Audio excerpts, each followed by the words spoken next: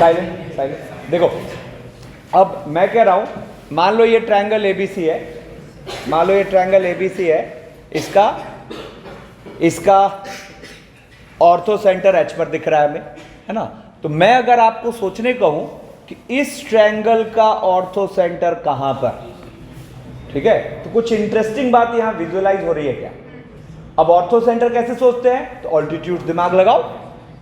तो क्या हमें ट्रायंगल ए एच सी का ऑर्थो सेंटर दिख रहा है क्या इस फिगर में कहीं, कहां, हाँ बी पे, बी बोले पर कितने लोग एक बार बात समझ गए, है ना। केयरफुल रहो, इधर उधर की बात करता है। देखो तो जैसे ए एच सी है, तो अपना पर्पस क्या है, एच से ऑल्टीट्यूड डालो, तो क्या मजेदार दिखा, यही तो वो ऑल्टीट्यूड है ना। और मैं बोलूं कि ए से ऑल्टीट्यूड डालो, तो ए से ऑल्टीट्यूड डालोगे तो वो सी एच के बढ़े हुए भाग पे तो आएगा, तो यही तो होगा। ये दोनों कहाँ मीट कर गए, बी पर। अरे बात समझ। तो यहां से पता है एक मजेदार बात क्या दिख रही है कि इसका ऑर्थो सेंटर बी पर है, तो इसका ऑर्थो सेंटर और इसका ऑर्थो सेंटर, ठीक है ना। इस पर एक दो क्वेश्चंस है, तो स्टूडेंट पूछ रहा था, मैंने कहा चलो क्लास में बता, समझ गए सब लोग, घर जाके इस फिगर को सोचना, ठीक है ना।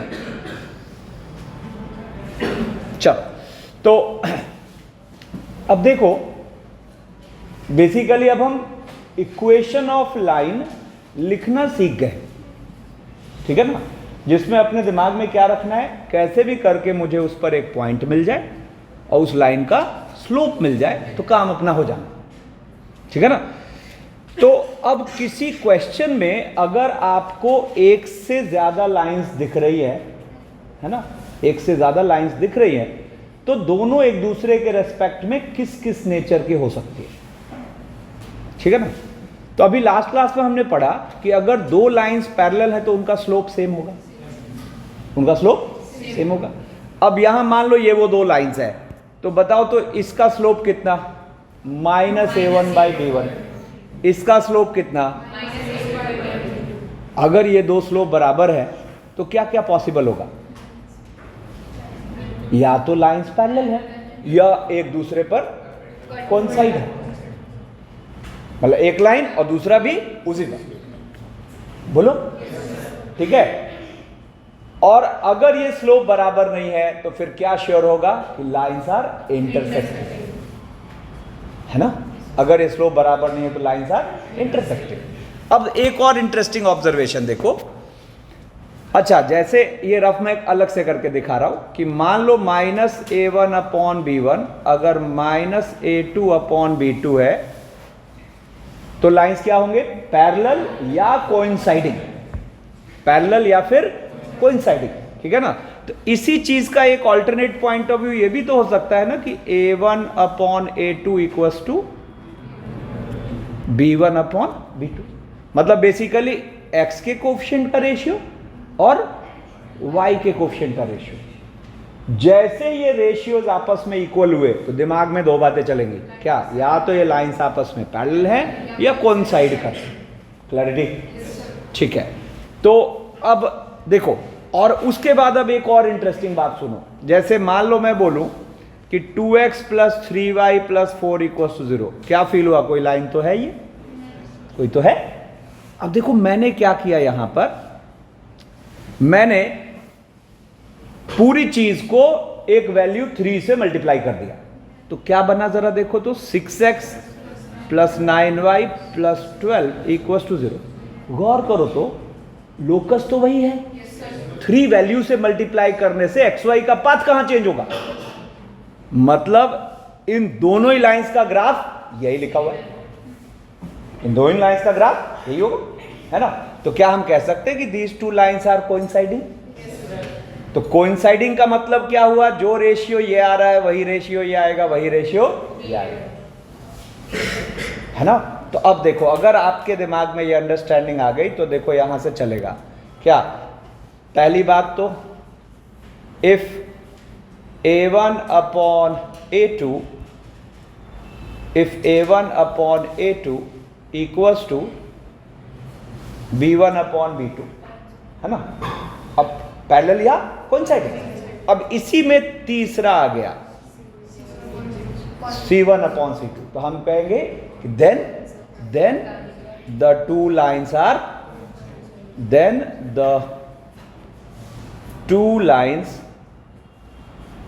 Are coinciding. ठीक है। अब यहीं पे कहानी को आगे बढ़ाते हैं। अगर मैं कहूं if A1 upon A2 equals to B1 upon B2 और not equals to C1 upon C2, तो अब क्या श्योर हो गया? पैरेलल। नहीं, ये सिनेरियो है तो पैरेलल या कोइंसाइडिंग। तो अब लास्ट में अगर अनइक्वल डाल दिया तो इसका मतलब पैरेलल तो है और कोइंसाइडिंग नहीं हो सकता। तो यहां पर आप क्या बोलोगे? आर अगर if this then the two lines are parallel, then the two lines are parallel, then the two lines are parallel। ठीक है ना। अब फिर यहीं पे जरा देखो, अगर मैं कहूं मतलब अगर मैं कोई यहां पर if A1 upon A2 equals to if A1 upon A2 not equals to B1 upon B2, मतलब one thing we are sure कि स्लोप बराबर नहीं हो सकते। और अगर दो लाइंस के स्लोप बराबर नहीं है तो इसका मतलब दोनों लाइंस का इंटरसेक्ट करना मस्ट है ना। तो हम बोलेंगे then the two lines are intersecting, two lines are intersecting. ठीक है ना। जैसे फॉर एग्जाम्पल ऐसे दो lines meeting at a point A, ठीक है ना। तो अब यहां पे एक और इंटरेस्टिंग बात, यहां पर अगर दो लाइंस इंटरसेक्टिंग है तो उनके मीटिंग पॉइंट को निकालने का एक तो तरीका होता है दोनों सॉल्व कर लो, और एक तरीका होता है क्रॉस मल्टीप्लिकेशन मेथड। तो वो एक बार यहां सीखिए। अपन एक कहा याद है, कॉमन रूट्स के वक्त यूज किया था ना क्वाड्रेटिक में, ठीक है ना। तो अब उस केस में अगर हमें पॉइंट ऑफ इंटरसेक्शन चाहिए तो उसके लिए हमें ये क्रॉस मल्टीप्लिकेशन पता होना चाहिए। देखो क्या होगा, a1x plus b1y plus c1 equals to 0 और a2x plus b2y plus c2 equals to 0। और देखो क्या होगा, क्रॉस में x लिया तो b1 c2 minus b2 c1, याद है ना। y लिया तो A1, देखो x लेते हैं तो यहां से चलते हैं, y लेंगे तो यहां से चलेंगे, है ना। तो क्या होगा, C1 A2 और 1 अपॉन, अब जैसे x लिया तो यहां से चले, y लिया तो यहां से चले, तो कांस्टेंट लिया तो यहां से चलेंगे। तो ये हो जाएगा अपने पास क्या, A1 B2 minus A2 B1। अब जरा सोचो तो फर्स्ट और लास्ट को साथ टिकाया तो मीटिंग पॉइंट मिल गया, बोलो मीटिंग पॉइंट का एब्सिसा, और सेकंड और लास्ट को साथ टिकाया तो ऑर्डिनेट। तो आप क्या कहोगे कि then the two lines are intersecting and the point of intersection is, the point of intersection is, the point of intersection is, क्या हो जाएगा, यहां फिगर के हिसाब से हमने क्या मान रखा है, a। तो आप a के कोऑर्डिनेट्स क्या बोलोगे, तो देखो एब्सिसा बोलेंगे b1 c2 upon minus a2 b1 और कॉमा ये हो जाएगा c1 a2 minus c2 a1 और upon a1 b2 minus a2 b1। ठीक है। हालांकि हमारे पास इसको सॉल्व करने का एक वो भी मेथड है कि पहले x हटा दो y निकाल लो, y हटा दो x निकाल दो, या y हटा दो x निकाल लो, या y हटा दो x निकाल दो फिर रख दो और x निकाल लो। ठीक है ना। अब देखो यहां पे 3 लाइंस कंसिडर्ड है, a1x plus b1y plus c1 equal 0, a2x plus b2y plus c2 equal 0 और a3x plus b3y plus c3 equal 0। ठीक है, और यहां क्या ब्रैकेट में लिखा हुआ है, they are pairwise non parallel. तो सोच के देखो 3 लाइंस इस तरीके से हैं कि उनमें से कोई सा भी पेयर पैरेलल नहीं है, तो देयर आर ओनली 2 पॉसिबिलिटीज, या तो ये तीनों लाइंस किसी एक पॉइंट से पास कर जाएंगे या फिर they will form a triangle. तो यही 2 पॉसिबिलिटी, ठीक है ना। तो अब सोचो हम कैसे चेक करें, मान लो सिनेरियो में ये तीनों गिवन है, सिनेरियो में ये तीनों गिवन है, तो हम कैसे चेक करें कि इन दोनों में से कौन सा। तो सोच के देखो, कॉन्करेंसी के केस में अगर तीनों लाइंस कॉन्करेंट है तो इनमें से किसी 2 की सॉल्विंग तीसरे को सेटिस्फाई करे। हम इन 3, जैसे मान लो इन दोनों को सॉल्व कर दिया और जो इंटरसेक्शन पॉइंट आया अगर उसको तीसरा भी सेटिस्फाई कर गया तो लाइंस आर कॉन्करेंट। तो कभी भी हमें 3 लाइंस कॉन्करेंट है कि नहीं ये चेक करना है, तो it is as simple as कि आप उन दोनों में से, उन तीनों में से किसी 2 लाइंस को सॉल्व कर लो, ठीक है ना, और उसको फिर तीसरे में रख के चेक कर लो। अगर सेटिस्फाई हो रहा है तो लाइंस आर कॉन्करेंट, और अगर नहीं हो रहा है तो हर हाल में क्या बन रहा है, ट्रायंगल, प्रोवाइडेड आपने पहले से चेक कर रखा है कि कहीं पेयर वाइज पैरेलल तो नहीं है। क्योंकि पैरेलल हो गए तो बहुत सारी कहानी हो सकती है ना। मान लो पैरेलल हो गए तो क्या क्या कहानी हो सकती है कि 3 ऐसे पैरेलल लाइंस या 2 पैरेलल, तीसरा उसको काटता हुआ। तो पैरेलल चेक करना तो बहुत आसान है ना। कैसे? नहीं, स्लोप से या कोफिशिएंट से। अब तो इसकी हैबिट डालो ना, a1/a2 और b1/b, ठीक है ना।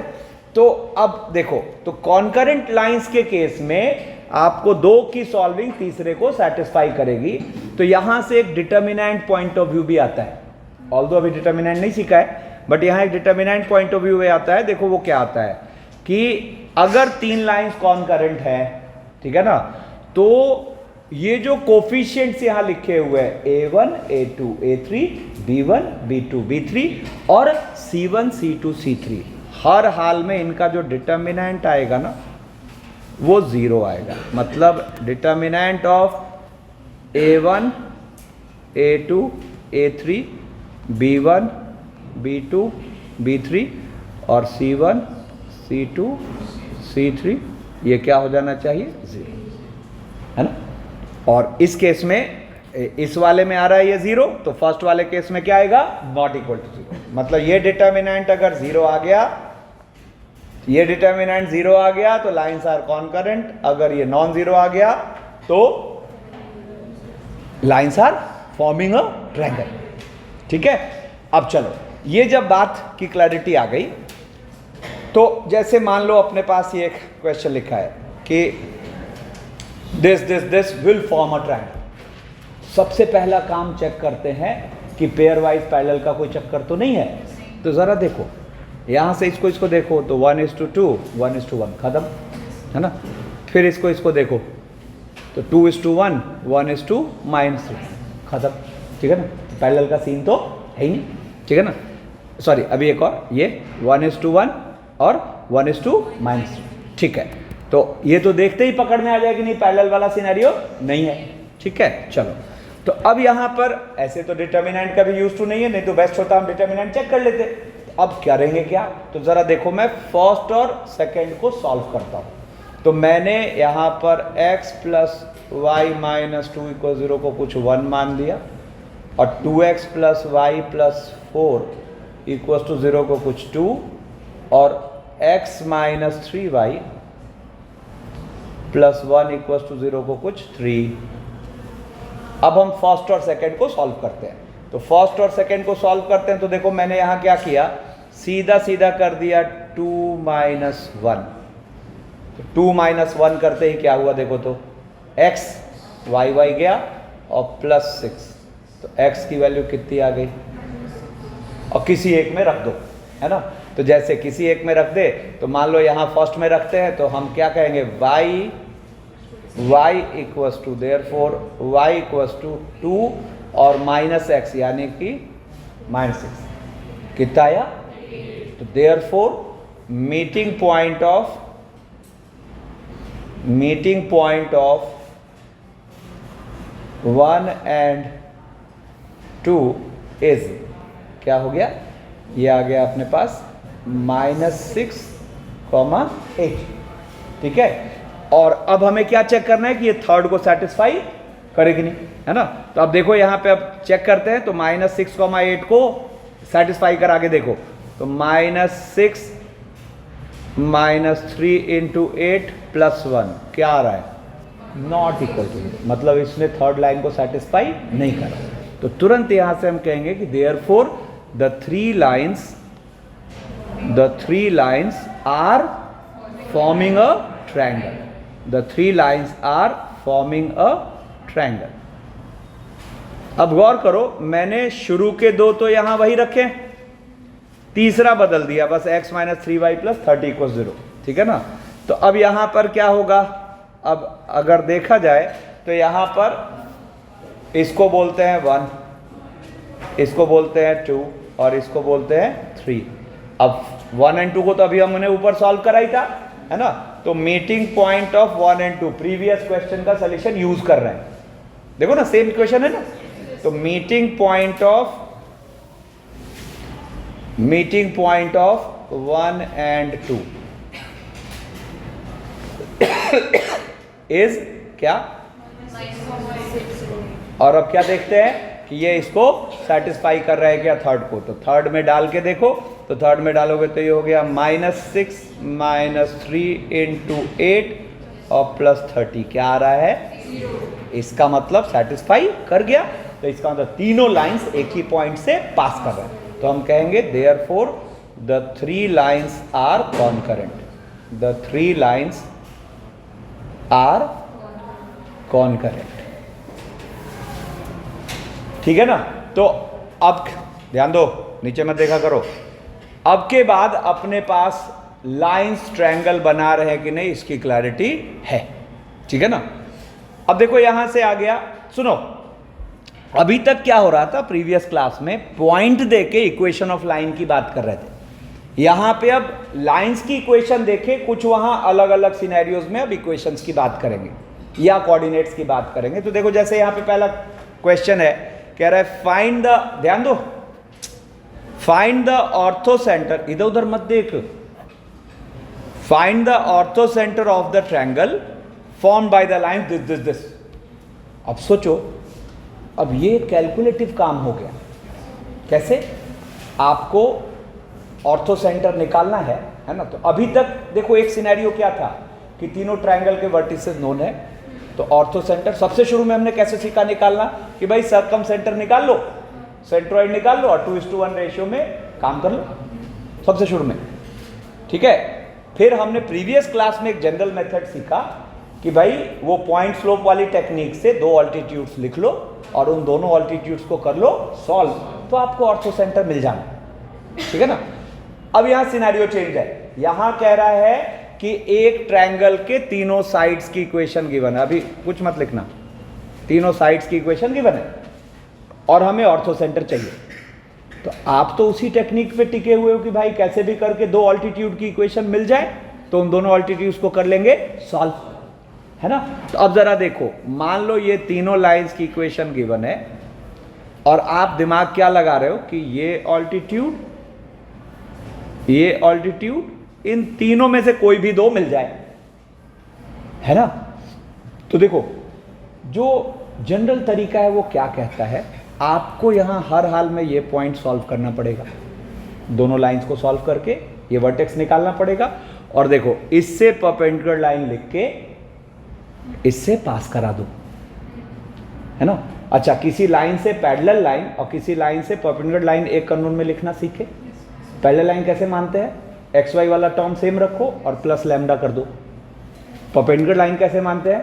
तो एक्स वाई वाला कोफिशिएंट पलट दो और बीच का साइन पलट दो, नहीं साइन पलट दो, प्लस है तो माइनस, माइनस है तो प्लस, ठीक है ना? और प्लस लैम्डा। तो आप एक कानून में किसी लाइन से परपेंडिकुलर लाइन लिखना जानते हो, किसी लाइन से पैरेलल लाइन लिखना जानते हो, ठीक है? तुम लास्ट क्लास में एब्सेंट थे क्या? तो देखा पूरा? हाँ पक्का? हाँ, क्योंकि फोकस तुम्हारा हो नहीं रहा इधर। और सोचो क्यों एब्सेंट हो गए? नहीं, चलो सुनो, तो जरा सोचो कि इस साइड से परपेंडिकुलर लाइन एक अननोन में मानो और इस वर्टेक्स से पास करा दो, लेकिन इसके लिए आपको वर्टेक्स सॉल्व, दो लाइंस को सॉल्व करना पड़ेगा, तो वर्टेक्स आ जाएगा। पास कराते ही आपको कौन मिल गया? ये सिमिलर प्रोसेस से इस लाइन से परपेंडिकुलर लाइन एक अननोन में मानो और उसको इस वर्टेक्स से पास करा दो, तो दूसरा अल्टीट्यूड मिल गया। और दोनों अल्टीट्यूड को सॉल्व करते क्या मिल गया? Ortho centre. अच्छा, सुनने में अच्छा लग रहा है, लेकिन करेंगे तो ये कैलकुलेटेड है, ठीक है ना? तो लेकिन इसके अलावा कोई दूसरा तरीका नहीं है ना? तो बट हम शुरू से एक चीज करते आए हैं, जैसे ही हम किसी ट्रायंगल के लिए ऑर्थो सेंटर या सर्कम सेंटर बोला है ना, तो हम वर्टिसेस गिवन होते थे तब तो दो चीज चेक करते थे, क्या क्या?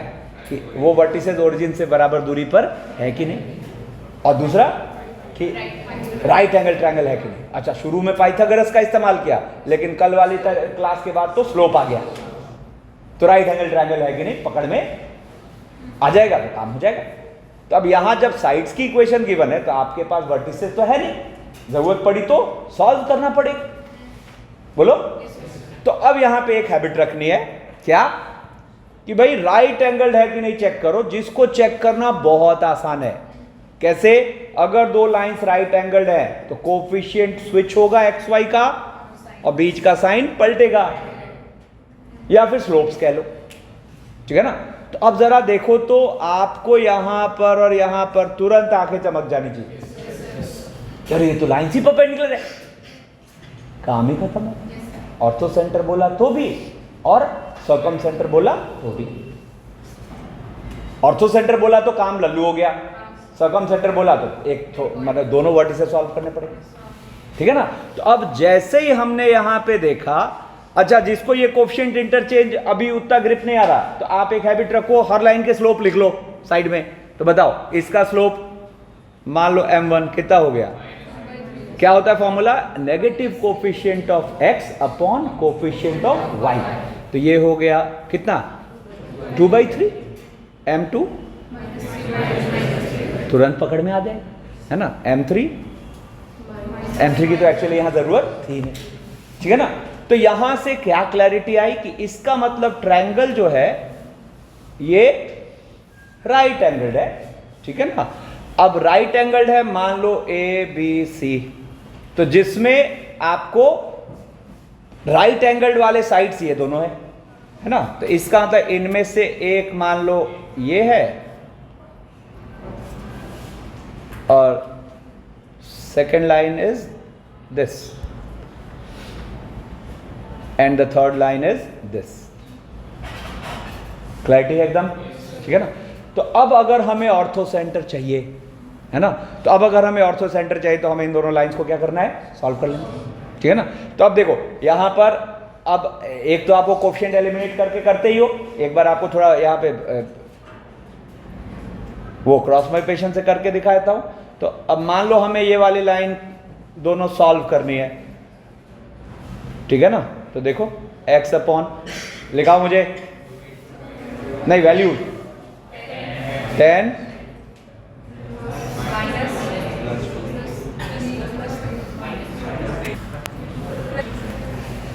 तो देखो, चलो फिर से करते हैं, साइलेंस साइलेंस साइलेंस। देखो x upon 10 minus 3, y upon minus 1 upon minus, है ना? तो देयरफॉर ऑर्थो सेंटर कहां पर है? B पर, और दैट इज, इसको वहां भेजो, तो ये अपने पास कितना है? -13 और यहां से 7, तो एब्सिसा हो गया, है ना? और ऑर्डिनेट हो गया ये 17 अपॉन 30। अच्छा, यहां बोला नहीं है, इन केस अगर सर्कम सेंटर निकालने बोलता, तो हमें A सॉल्व करना होता, सी सॉल्व करना होता और दोनों का मिड पॉइंट क्या हो जाता, सम। ठीक है ना। तो पहले तो यहां से अब एक चीज दिमाग में बिठाइए कि ट्रायंगल जब गिवन है तो उसके गिवन होने का दो स्टाइल है, एक तो तीनों वर्टिसेस दे देता है या फिर तीनों साइड्स की इक्वेशन देता है। तो दोनों में माइंडसेट का फर्क होगा। ठीक है ना। तो ये धीरे धीरे हमें ये मैच्योरिटी गेन करने की, अच्छा यहां ये बेस्ट है, यहां ये बेस्ट है। ठीक है। अब देखो हाँ, वो n1 2/3 होगा या -2/3? फर्स्ट वाला m1 की बात करें, फॉर्मूला क्या होता है, negative of coefficient of x upon coefficient of y। तो x का कोफिशिएंट आपको क्या दिख रहा है 2, तो उसका नेगेटिव क्या हो गया अपॉन y का कोफिशिएंट क्या दिख रहा है -3, है ना। फॉर्मूला सुनो ना, negative of coefficient of x upon coefficient of y। ठीक है। अब चलो, अब यहां से अभी तक हम कितने फॉर्म ऑफ लाइंस पढ़ चुके, आप जानो है? Point slope form 2.3, point slope form 2 point form और slope intercept form. Point slope form क्या था कि, और सबसे काम का वही है कि कैसे भी करके मुझे लाइन पर एक पॉइंट मिले और उस लाइन का स्लोप मिले, तो मैं लाइन की इक्वेशन लिख दूंगा y minus y1 equal to slope into x minus x1। इसी से फिर मैनिपुलेट हो गया 2 पॉइंट फॉर्म कि भाई अगर एक लाइन पे 2 पॉइंट पता है तो स्लोप निकाल लो और पॉइंट दोनों में से किसी एक का इस्तेमाल कर लो। फिर हमने स्लोप इंटरसेप्ट फॉर्म क्या पढ़ा कि अगर किसी लाइन के स्लोप है m और y पे इंटरसेप्ट है c, और y पे इंटरसेप्ट का फील क्या होता है कि लाइन पासेस थ्रू 0, c। ठीक है ना। तो अब यहां से जब हमने पॉइंट स्लोप फॉर्म में लिखा इक्वेशन, तो लाइन का फॉर्मेट बना y equals to mx plus c। तो लाइन की स्लोप अगर m है और y पे इंटरसेप्ट c है, तो लाइन की इक्वेशन है y equals to mx plus c। अब चौथे फॉर्म पे आ रहे हैं जिसको कि हम बोल रहे हैं इंटरसेप्ट फॉर्म। ठीक है ना। तो देखो यहां पे क्या कह रहा है, equation of line having x intercept a and y intercept b। तो इसकी मीनिंग क्या हुई, इसका मतलब लाइन x एक्सिस को क्रॉस कर रहा है a, 0 पर और y एक्सिस को क्रॉस कर रहा है 0, b पर। ठीक है ना। अब अगर हम इस लाइन की इक्वेशन लिखना चाह रहे हैं तो देखो जरा क्या होगा, एक लाइन पर 2 पॉइंट पता है नहीं, तो 2 पॉइंट पता है तो मजे से लाइन की इक्वेशन लिख लो। तो अब उसके लिए देखो कोई भी एक पॉइंट का यूज करते हैं, जैसे मान लो मैंने यूज किया 0, b नहीं, तो मैं क्या बोलूंगा y माइनस b और इक्वल्स टू, अब स्लोप के लिए क्या करते हैं, तो दिस माइनस दिस कर दो, तो b माइनस 0 और अपॉन 0 माइनस a और x माइनस 0। ठीक है ना। तो अब जरा देखो तो यहां पर, यहां न्यूमरेटर में एक b दिख रहा है, मैंने क्या किया उस b को यहां नीचे खींच लिया। ठीक है। और इधर फिर बच गया गया माइनस x अपॉन a। और देखो जरा मैं इसको सेपरेट करता हूं, तो y अपॉन b और माइनस b अपॉन b हो गया 1, और इधर फिर वही है ना। अब इसको x को इधर ले जाओ, 1 को उधर भेजो, तो आपको यहां पे देखो एक फॉर्मेट मिल रहा है x upon a plus y upon b equals to 1। इसका मतलब आपको अगर किसी लाइन की अब के बाद x इंटरसेप्ट और y इंटरसेप्ट पता है, नॉन जीरो इंटरसेप्ट है ना, तो सिंपल x के इंटरसेप्ट को x के नीचे डाल दो प्लस y के इंटरसेप्ट को y के नीचे डाल दो इक्वल टू 1, आपको लाइन की इक्वेशन मिल गई। ठीक है। अच्छा, इसी का उल्टा अगर लाइन गिवन है तो आपको x और y इंटरसेप्ट चाहिए, तो ये बहुत लल्लू काम है। x एक्सिस पे y की वैल्यू 0 होती है, y एक्सिस पे x की वैल्यू 0 होती है, तो लाइन में जैसे ही x को 0 करके y निकालोगे तो वो y इंटरसेप्ट है, y को 0 करके x निकालोगे तो वो x इंटरसेप्ट है। चलो, तो अब यहां पे जैसे आपके सामने यहां इस तरफ एक लाइन बनी हुई है, आपको इस लाइन की इक्वेशन अब सीधा सीधा दिखेगी, निकालने की जरूरत नहीं है। बताओ तो इस लाइन की x इंटरसेप्ट कितनी, बोलो कोरस में, y इंटरसेप्ट कितनी, परफेक्ट। तो हम अगर इस लाइन की इक्वेशन लिखना चाह रहे हैं तो क्या लिखेंगे, x/5 प्लस, क्लैरिटी, ठीक है ना। लेकिन ये वाला फॉर्मेट तभी लागू होगा जब इंटरसेप्ट नॉन जीरो है, ठीक है ना। तो चलो एक बार जैसे ही हम ये इंटरसेप्ट फॉर्म से फेमिलियर हो गए तो अब थोड़ा क्वेश्चंस देखते हैं। देखो पहला क्वेश्चन क्या कह रहा है, find the equation of the line passing through a4, -3 and having sum of its x intercept and y intercept equal to 5। तो मैं यहां पे क्या करूंगा, मैं ऐसे मान लूंगा, लेट द लाइन बी, गौर करना, let the line B x/a, जहां a इसका क्या कहलाया, x इंटरसेप्ट, b इसका क्या कहलाया, y इंटरसेप्ट। अब देखो अपने पास कुछ इंफॉर्मेशन है ना, क्या है, एक तो कि सम ऑफ इंटरसेप्ट जो है वो 5 है, तो यहां पर एक तो अपने पास है कि a plus b equal to, और दूसरा कि this line is passing through a4, -3, तो दूसरा कि it will satisfy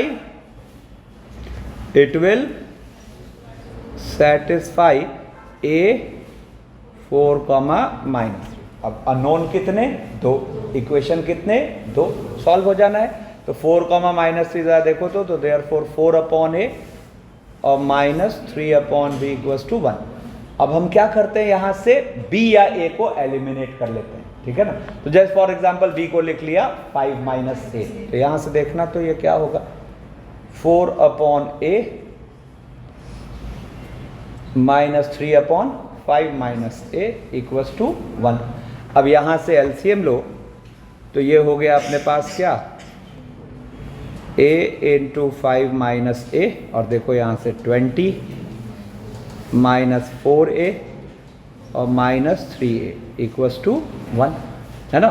तो यहाँ से ये क्या आ गया, ये आ गया, ज़रा देखो तो ये 20 -7a और ये हो गया 5a -a।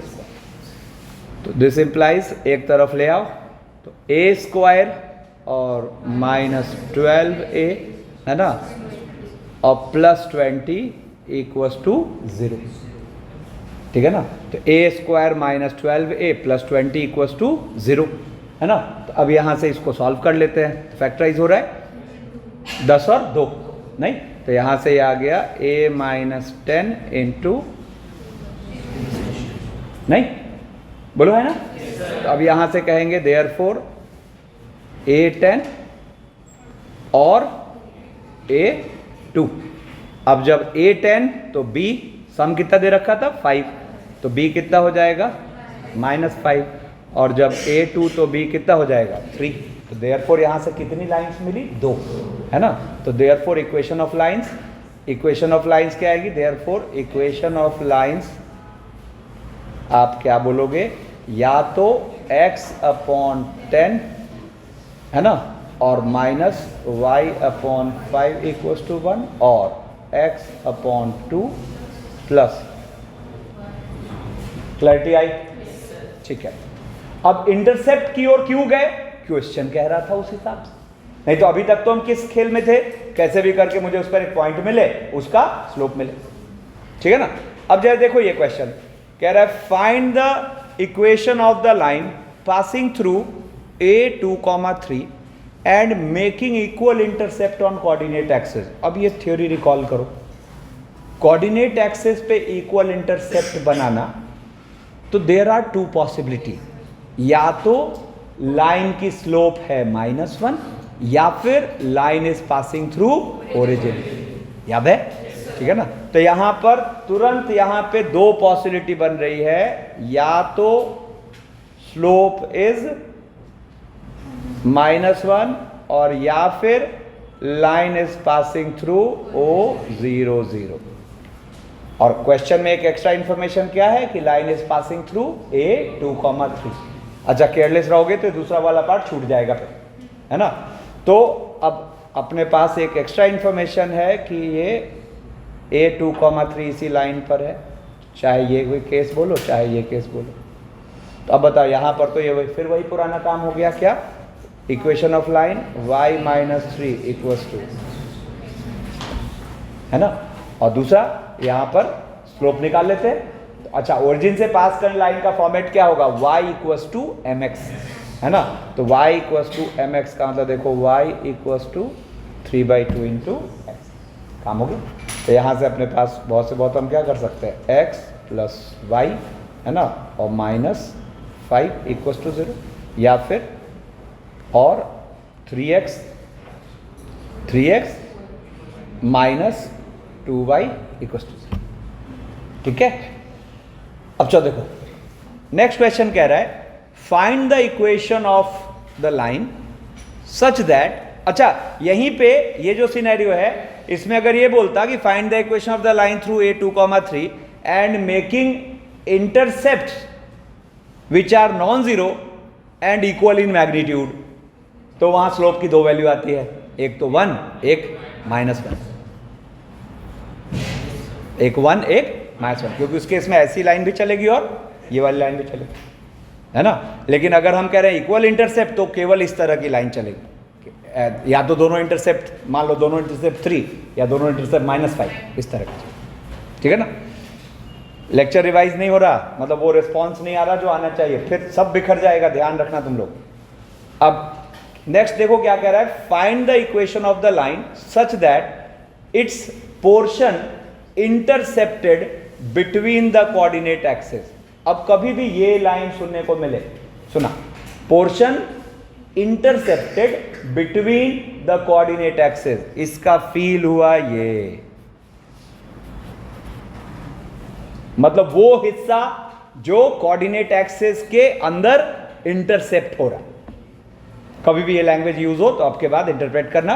तो क्या कह रहा है, find the equation of the line such that its portion intercepted between the coordinate axis is bisected at a2, 3, मतलब यहां कहीं पर पॉइंट है A such that this length equals to this length,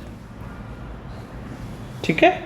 अब देखो, अब ये तो फेमिलियर सिनेरियो है, ठीक है। अगर आपको उस पोर्शन का मिड पॉइंट पता है, जैसे एच के में यूज किया था, याद है कि अगर वो पोर्शन, वो पॉइंट एच के है तो फिर ये वाला हो जाएगा 2h, 0, वो हो जाएगा 0, 2k।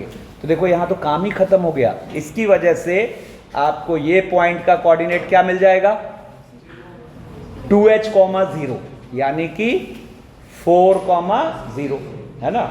और इसके कोऑर्डिनेट्स क्या मिल जाएंगे, 0, 2k, यानी कि 0, 6। समझ रहे हैं क्या हुआ, इसका जो था ट्वाइस यहां आ गया, इसका जो था ट्वाइस यहां आ गया।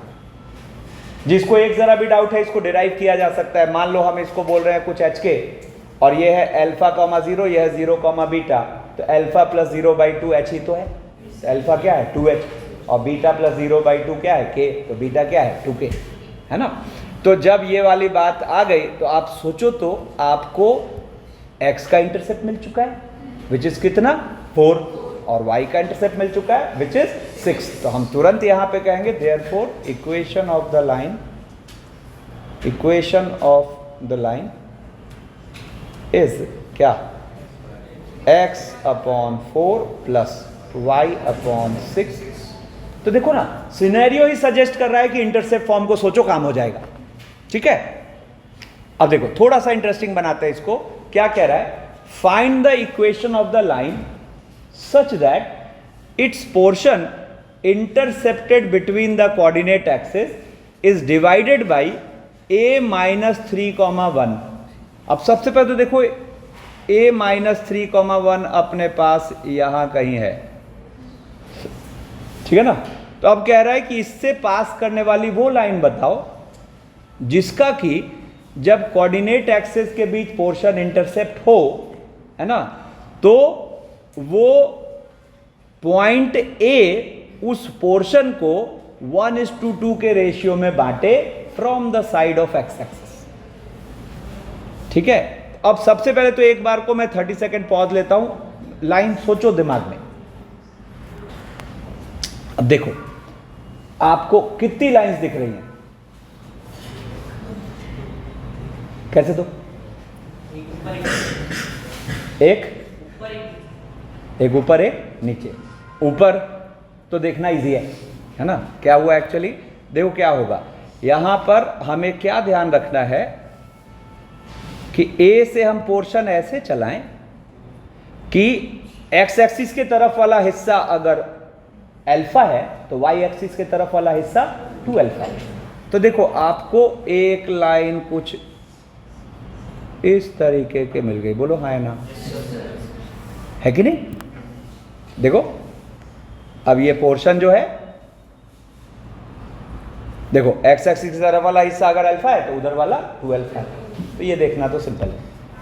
एक और लाइन देखे, क्योंकि डिवीजन का नेचर तो इसने बोला ही नहीं, 1:2 जो इसने बोला, ऐसा तो बोला नहीं कि इंटरनल डिवीजन ही होना चाहिए, इसने तो जस्ट बोला क्या कि 1:2 डिवीजन होना चाहिए। तो फिर अपने दिमाग में आएगा कि भाई वो डिवीजन तो एक्सटर्नल भी हो सकता है, आई बात समझ। तो वो डिवीजन एक्सटर्नल भी हो सकता है। तो आप देखो यहां से आपको एक और लाइन फील होगी कि सच दैट हम ए से ऐसे लाइन चलाएं कि एक्स एक्सिस से वाला हिस्सा अगर अल्फा है तो वाई एक्सिस से वाला हिस्सा 2 अल्फा हो जाए। बोलो हाँ ना, ठीक है। कितने लोग सोच लिए थे सही, बहुत बढ़िया, ठीक है ना।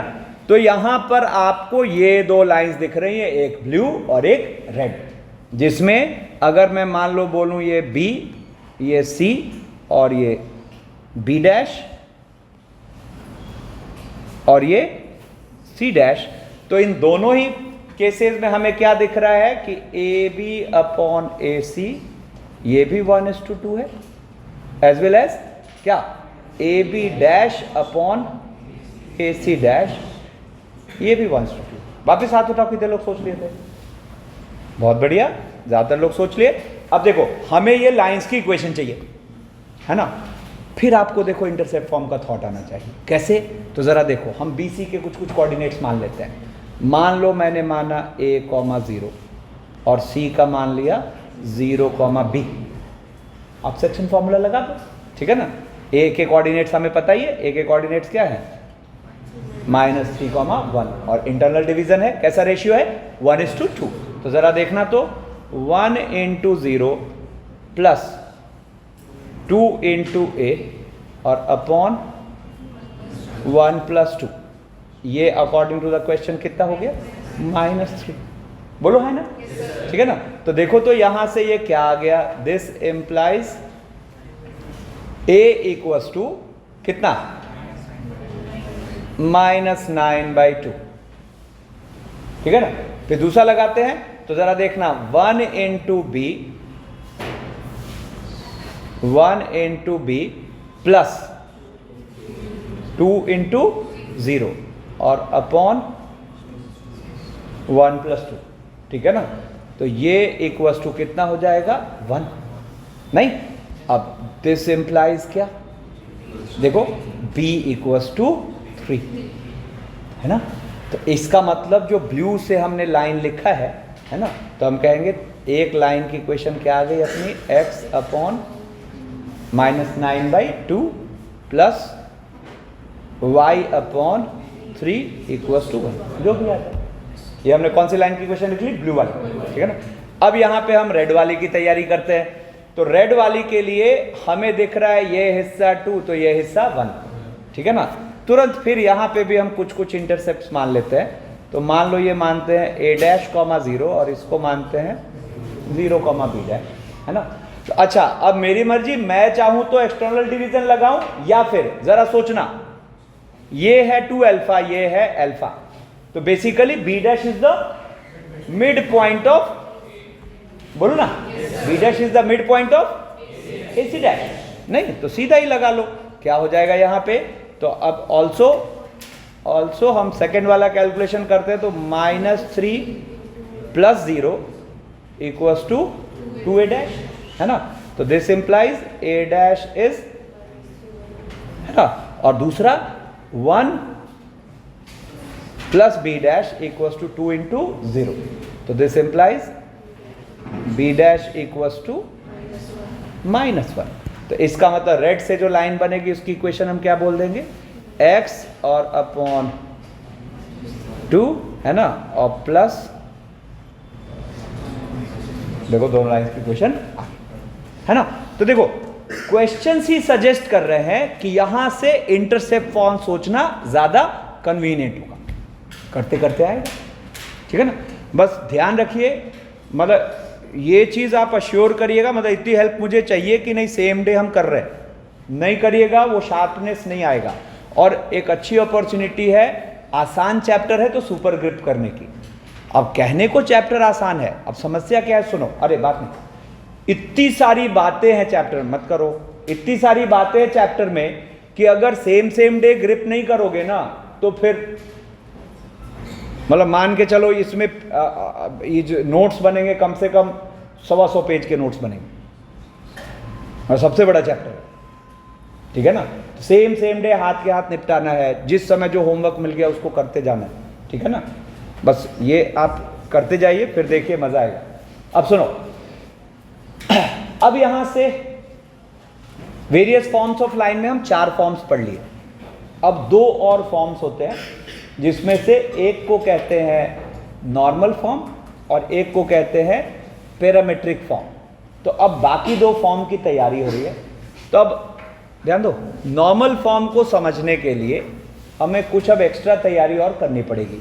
तो देखो यहां हेडिंग डला हुआ है, length of perpendicular and image, ठीक है ना, length of perpendicular and image, ठीक है ना। अब देखो, तो सबसे पहले लेंथ ऑफ परपेंडिकुलर की बात करते हैं। मतलब हम एक पॉइंट है ax1 y1, एक लाइन की इक्वेशन है ax plus B Y plus C को 0, और उस पॉइंट से लाइन पे डाले गए परपेंडिकुलर की लेंथ हम निकालना चाह रहे हैं। मतलब we are trying to find h। नोन क्या क्या हुआ, a के कोऑर्डिनेट्स और लाइन की इक्वेशन, ठीक है ना। तो सबसे पहले तो हम फॉर्मूला लर्न रखना सीखते हैं, ठीक है ना। तो ये जो आपको h की वैल्यू मिल रही है ना,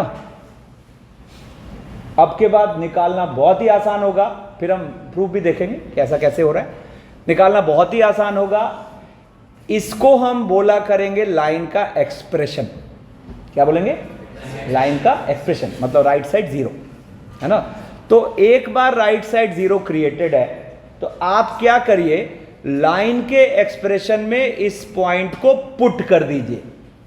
पुट करने का मतलब जहां x दिख रहा है वहां x1, जहां y दिख रहा है वहां y1। तो जरा देखो तो वो पुट करके क्या आएगा, ax1 plus by1 plus c। इसको हम बोलते हैं कि हमने लाइन के एक्सप्रेशन में पॉइंट के कोऑर्डिनेट्स को पुट कर दिया, एक न्यूमेरिकल वैल्यू आएगी, है ना। तो अब फॉर्मूला ये है कि ये वाली जो वैल्यू है इसका मॉड ले लीजिए और डिनोमिनेटर में लिख दीजिए रूट के अंदर a square plus B square. तो पहले तो अभी के अभी हाथ के हाथ लर्न करते हैं, है ना, कि अगर हमें अब के बाद पॉइंट के कोऑर्डिनेट्स नोन है और उस पॉइंट से किसी लाइन पर हम परपेंडिकुलर डाल रहे हैं, तो हम उस परपेंडिकुलर की लेंथ भी जानते हैं। पॉइंट को एक्सप्रेशन में पुट कर दो, मॉड लगा दो, और नीचे रूट के अंदर x के कोफिशिएंट का स्क्वायर प्लस y के कोफिशिएंट का, ठीक है ना। अच्छा, proof is not important, but फिर भी एक बार को फील के लिए कि आया कैसे होगा। तो मैं आपको 2 मेथड से बताता हूं, सुना। देखो यहां मैंने क्या किया, मैंने ये जो लाइन थी अपनी ax plus B Y plus C को 0, इसको एक्सेस पर मैंने पहुंचा दिया, ठीक है ना। और एक्सेस पर पहुंचाया तो ये मान लेते हैं कुछ b है और ये मान लेते हैं कुछ c है। तो जरा देखो, तो आप यहां b प्रूफ की बात कर रहे हैं, ठीक है ना। आप यहां b के कोऑर्डिनेट्स क्या लिख सकते हो, तो इस लाइन में y को 0 करके x निकाल लो तो आपको b के कोऑर्डिनेट्स मिल जाएंगे। तो आप सोचो तो इस लाइन में y को 0 करने से x कितना आएगा, माइनस c बाई ए, और x को 0 करने से y कितना आएगा, माइनस c बाई बी। तो आप देखो तो जरा, आपको b के कोऑर्डिनेट्स क्या दिख रहे हैं, कॉमा 0, है ना, और c के कोऑर्डिनेट्स क्या दिख रहे हैं, 0 comma minus C by B, ठीक है ना। और अब रुको, एक बार को पहले यहां से ये मिटाता हूं। अब XY प्लेन पर AX1, Y1 कहीं तो होगा, मान लो वो वहां पे है, और हमें ये H चाहिए, हमें ये H चाहिए। तो हमने क्या करा, B और C को A से मिला लिया, और ऐसा मिलाने से एक ट्रायंगल बना। ठीक है, अब आप इस ट्रायंगल का एरिया दो तरीके से लिख सकते हो। एक तो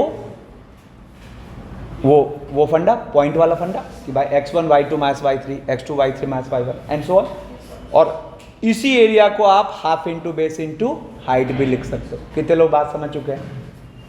बढ़िया, जो नहीं समझे देखो अभी करते हैं। तो जरा देखो, तो हम इस ट्रायंगल का एरिया को लिख सकते हैं हाफ इंटू बेस BC और इंटू हाइट H, और सेम एरिया का वो वाला फॉर्मूला लगाते हैं हाफ मॉड, है ना, और x1 y2 माइनस y3 मतलब क्या हो गया, x1 और y2 माइनस y3 मतलब minus c by A minus 0, plus x2 का मतलब क्या हो गया, माइनस c बाई ए। समझ रहे हैं? और x2 y3 माइनस y1 यानी कि minus c by B minus y1, और प्लस x3, तो x3 तो क्या हो गया, 0, है ना। अब आप देखो तो हाफ हाफ तो गया बोथ साइड्स, और BC की लेंथ हम क्या बोल देंगे, डिस्टेंस फॉर्मूला नहीं, तो क्या हो गया, रूट के अंदर c square by a square plus c square by b square. ठीक है ना। और राइट साइड क्या आ रहा है जरा देखना, तो राइट साइड आ रहा है अपने पास, जरा गौर करना। देखो ये एक c तो कॉमन ले लेते हैं, या चलो एक स्टेप और लिख लेता हूं, माइनस CX1 अपॉन a, ठीक है ना, और माइनस CX1 अपॉन a, और minus minus plus c square upon A B, ठीक है ना, और माइनस माइनस प्लस CY1 और अपॉन a, ठीक है ना। तो अब देखो यहां पर ये अपने पास आ गया, अरे मैंने कुछ गलत कर दिया है क्या, नहीं ठीक है ठीक है ठीक है। अब देखो ये अपने पास आ गया। अब आप देखो तो ऊपर से क्या हो रहा है, एक c निकल के, और इसको हम क्या लिख देंगे जरा देखो तो, मॉड c, और रूट के अंदर a square plus b square upon क्या, ए बी, है ना। बेसिकली कह सकते हो मॉड ए बी। और राइट साइड क्या होगा जरा देखो तो हाफ, और एक सी बाहर ले लो तो ये मॉड सी, अच्छा हाफ तो जा चुका है ना, हाफ का एक को लिख रहे हैं, एक मॉड सी बाहर ले लो, एक मॉड सी बाहर ले लो। देखो एक चीज और छोड़ दिया है, एच, है ना। अरे बात नहीं दिस, तो यहां से ये अपने पास आ जाएगा इनटू एच, और यहां देखो तो ये क्या आ गया, मॉड सी एक बाहर, और अंदर एलसीएम जो है वो क्या हो गया नीचे, तो है ना, ये क्या आ जाएगा, ए बी, ठीक है ना। और ऊपर क्या आ जाएगा,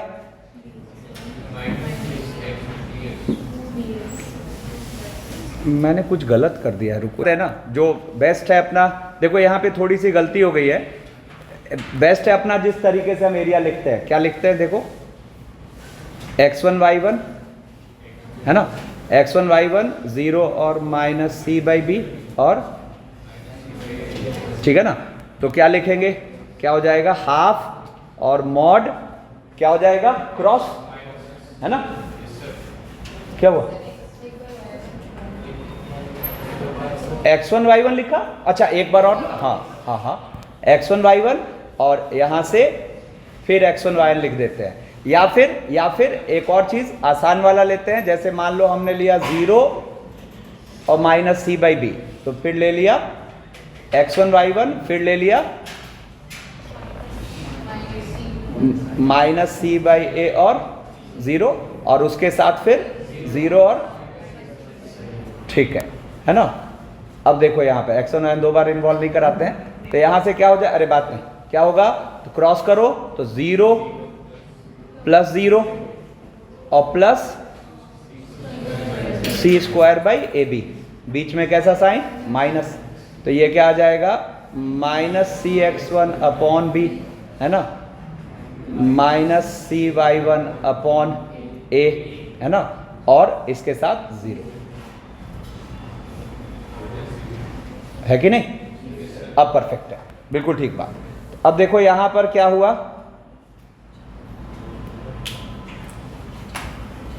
देखो अब यहां पर इसको थोड़ा करेक्शन कर लेते हैं। तो देखो मॉड सी तो अभी भी ऊपर आया है ना, और अंदर क्या आया जरा देखना, तो ये अपने पास आ गया, एलसीएम ले लो, नीचे क्या हो गया, ए बी, है ना, और यहां से क्या बचा, C plus A x1 plus B y1, create हो गया ना मॉड।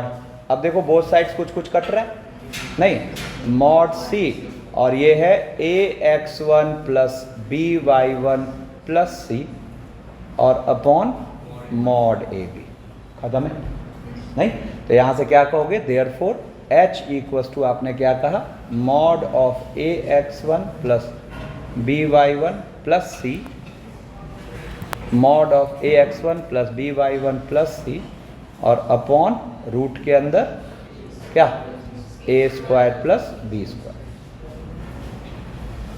ठीक है। अब इसके प्रूफ का एक और मेथड होता है वेक्टर के थ्रू। अच्छा, अब लेकिन मुझे एक बार को चेक करना पड़ेगा कि ये वाली बात सर ने सिखा रखी है कि नहीं तो मैथ्स में तो हम सारी चीज़ पढ़ते हैं। प्रोजेक्शन ऑफ अ वेक्टर सिखाया है सर ने, कितने लोग जानते हैं प्रोजेक्शन?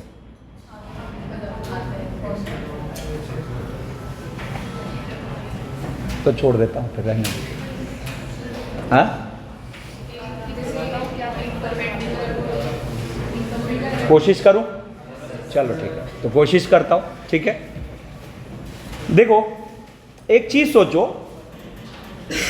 वेक्टर को IJK के फॉर्म में लिखना तो जानते हो, जरा देखो तो यहां पर मैं बोलूं, बात नहीं, मैं बोलूं यहां पे कि ये जो OA वेक्टर है, तो आप यहां OA वेक्टर को क्या लिखोगे बताओ तो, पोजीशन वेक्टर समझते हो, क्या लिखोगे, AI प्लस BJ, है ना, और इक्वेशन ऑफ OA क्या होगा जरा देखो तो, equation of OA y equals to b by ax, बोलो, यानी कि आपको इक्वेशन ऑफ OA क्या दिखेगा, ये दिखेगा bx minus ay equals to 0, यानी कि अगर इस लाइन के इक्वेशन है bx minus ay equals to 0, तो हमें इसके पैरेलल एक वेक्टर पता है ai cap plus bj cap, ai cap plus bj cap, ठीक है ना।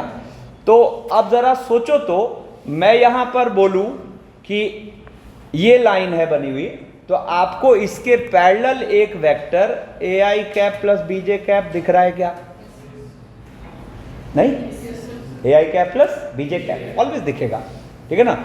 और जरा देखो तो ये दूसरी वाली लाइन जो उससे परपेंडिकुलर है, इसके पैरेलल हम वेक्टर क्या देख सकते हैं,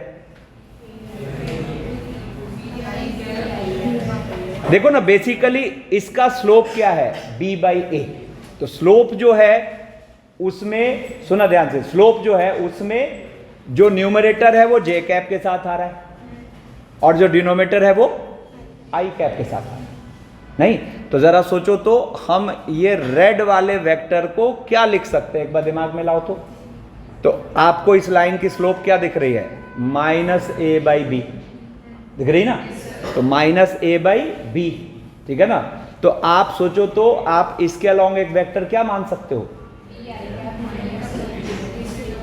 बी माइनस ए जे का, क्लैरिटी है ना।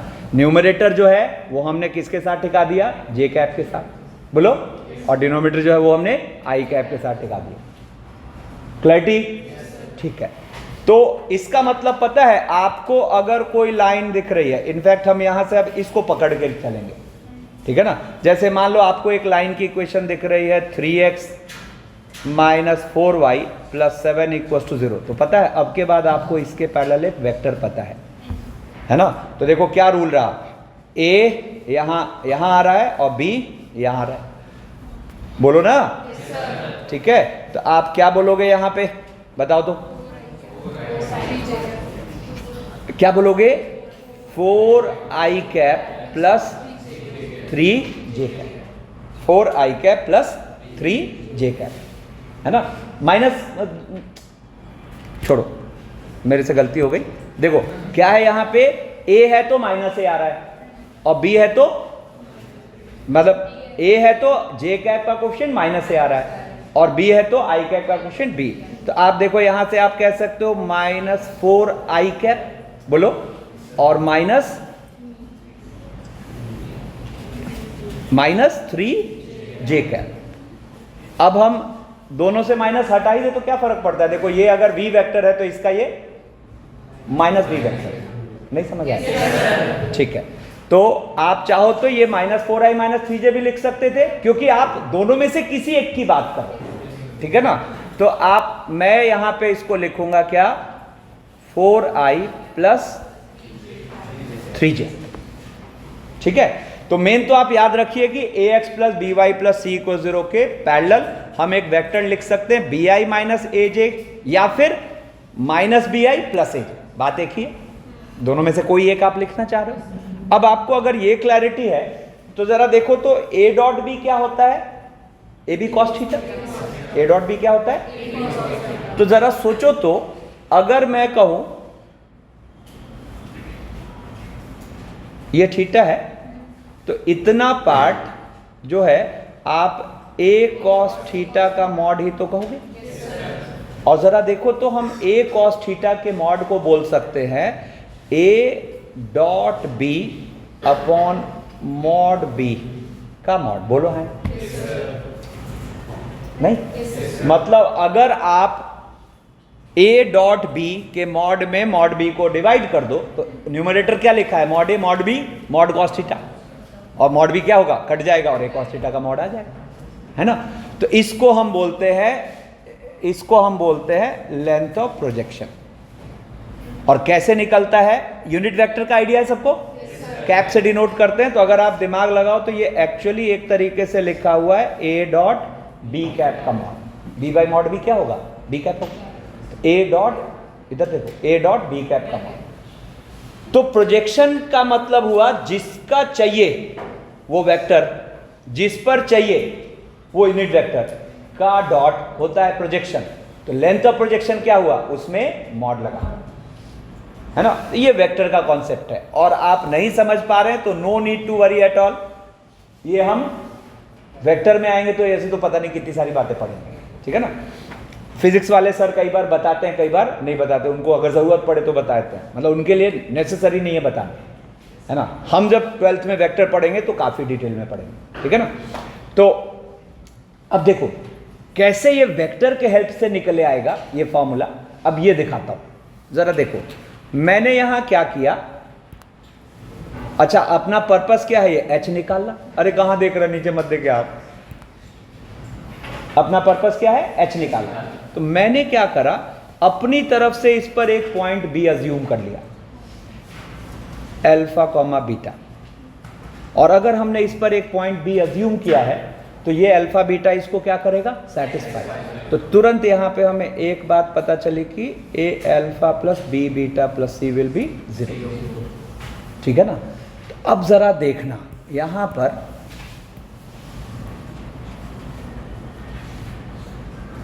जरा देखो तो क्या हम ये bA वेक्टर देख पाएंगे, बोलो, देख पाएंगे, है ना। और क्या हमें इस लाइन के पैरेलल एक वेक्टर पता होगा, है, ठीक है। क्या होगा, bi, है ना, -aj, बोलो है ना, ठीक है। कितने लोग बात समझ चुके हो, ठीक है। इस लाइन के अलॉन्ग हुआ bi - aj, ठीक है ना। तो इसके परपेंडिकुलर क्या होगा, ai + bj, बोलो। तो जरा देखो, एक्चुअली इसकी जरूरत नहीं है, मेन हमें ये रेड के अलॉन्ग जरूरत है, किसी भी डायरेक्शन में, ठीक है ना, इधर या उधर, कोई भी डायरेक्शन इज नॉट इम्पॉर्टेंट। तो यहाँ पे क्या हो जाएगा, AI प्लस BJ, है ना। तो अगर आप मेरी बात समझे तो देखो, एक वेक्टर हम बोल देते, अदत यार, एक वेक्टर हम बोल देते हैं ये जिसका प्रोजेक्शन चाहिए, और एक वेक्टर हम बोल देते हैं ये जिसके अलोंग चाहिए।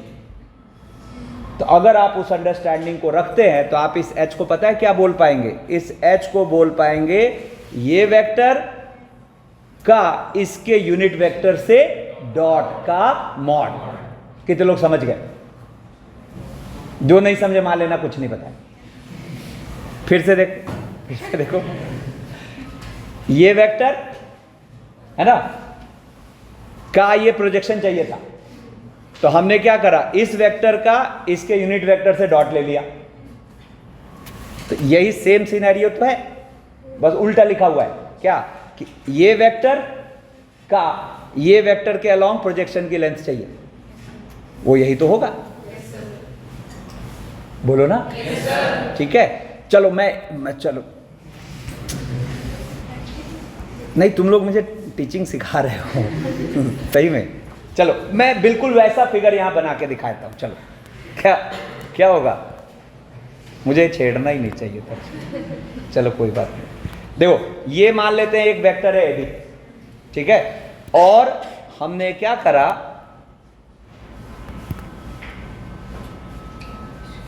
एक और वेक्टर है यहां पर, ये वाला,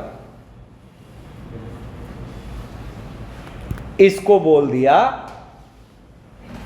AI प्लस BJ। अभी भी नहीं दिखा। तो ये अगर देखा जाए तो ये लेंथ H जो है ये इस वेक्टर का इस वेक्टर के अलोंग प्रोजेक्शन ही तो है।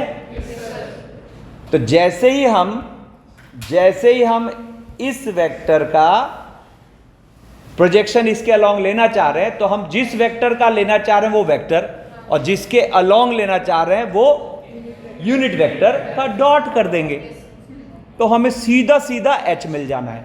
तो अब अगर आप बात समझे हैं तो चलो एक काम करते हैं, यहां पर हम देखो, अब अगर आप ये बात समझे हैं तो मैं इस H को क्या लिख सकता हूं, जरा देखना तो, कि AB वेक्टर या BA वेक्टर कोई भी चलेगा।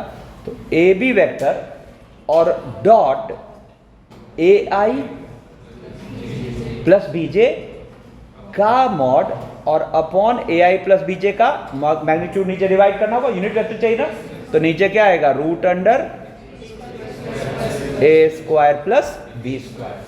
और अगर देखा जाए तो आप AB वेक्टर कैसे लिख सकते हो, तो दो पॉइंट्स का जॉइन का वेक्टर कैसे लिखते हैं, बाद वाले का पोजीशन वेक्टर सब्ट्रैक्शन, ये सीखा है क्या फिजिक्स में? दो पॉइंट का पोजीशन वेक्टर अगर पता हो तो वो वेक्टर कैसे लिखते हैं, बाद का पोजीशन वेक्टर सब्ट्रैक्शन पहले का। तो देखो B का पोजीशन वेक्टर माइनस A का, तो ये क्या आएगा, alpha minus x1 into I plus, yes और नो। अब कितने लोगों को फॉर्मूला दिख गया? बढ़िया, जिनको नहीं दिखा अभी दिखेगा। तो AB डॉट, सुनो ना, AB डॉट ये वेक्टर डॉट करो, तो डॉट कैसे करते हैं, I वाले का I से, J वाले का J से। तो क्या है जरा देखना तो, A into alpha minus x1 plus B into बोलो का मॉड और अपॉन रूट के अंदर A square plus B square. अब ये क्या हुआ जरा देखना तो ये अपने पास आ गया, मॉड माइनस खत्म कर देते हैं, तो AX1 प्लस BY1 और minus of A alpha plus B beta चलेगा, और अपॉन रूट के अंदर A square plus B square, ठीक है ना। अब देखो तो A alpha plus B beta plus C क्या है, 0 है।